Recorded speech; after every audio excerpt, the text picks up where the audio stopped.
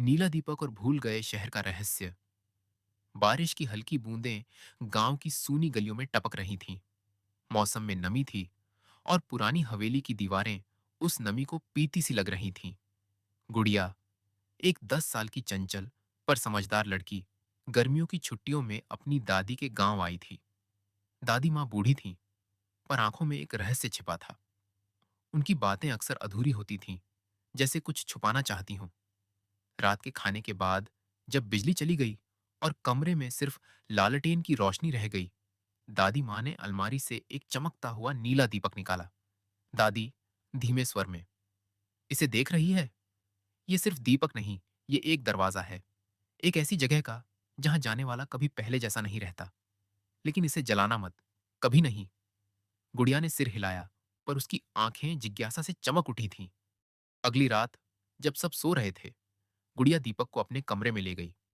वह बस उसे एक बार देखना चाहती थी, जलते हुए। उसने माचिस से उसे जलाया। जैसे ही नीली लौ निकली, कमरे की दीवारें कांपने लगीं।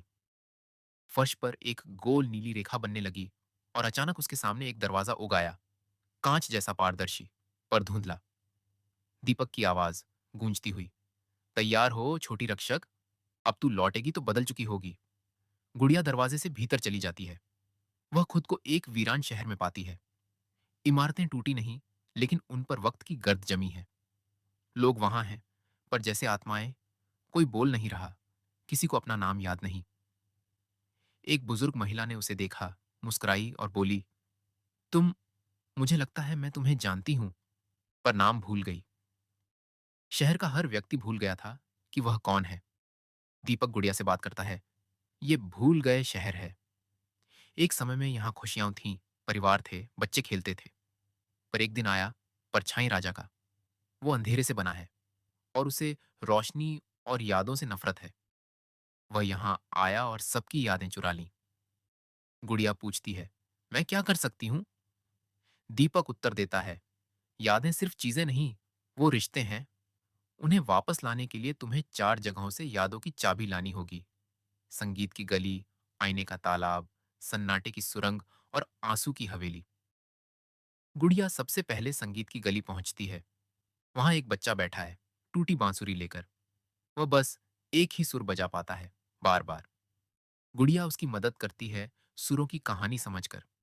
जैसे ही सही धुन बजती है, आसमान से चमकती हुई पहली यादों की चाबी गिरती है और बच्चा अपने माता पिता को पहचानता है। यह एक शांत तालाब है, जिसमें कोई भी झांकता है तो अजनबी चेहरा दिखता है। गुड़िया वहां बैठी एक महिला से बात करती है, जो खुद को पहचान नहीं पा रही। गुड़िया कहती है, अपने अतीत से मत डरो, तुम जो थी वही अब भी हो। उसके विश्वास से आईने का तालाब सच दिखाता है। महिला मुस्कुराती है और दूसरी चाबी मिलती है। ये सुरंग डरावनी है। हर आवाज यहाँ कई गुना गूंजती है। अंधेरे में गुड़िया को अपने डर का सामना करना पड़ता है। अकेलापन, असफलता, दादी को खो देने का डर। वह साहस से आगे बढ़ती है। उसके विश्वास से अंधेरा कम होता है और तीसरी चाबी मिल जाती है। यहाँ वो लोग रहते हैं जो अपनों को खो चुके हैं। हवेली की दीवारें रोती हैं।